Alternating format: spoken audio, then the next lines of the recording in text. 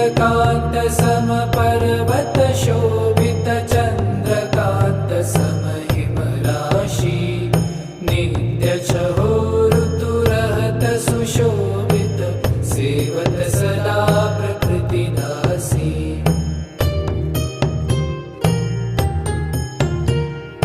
ऋषि मुनि देवत अनुजनित सेवत गान करत ऋति गुण राशि ब्रह्मा विष्णु निहारत निसि दिन कछु शिव हमको परमासी।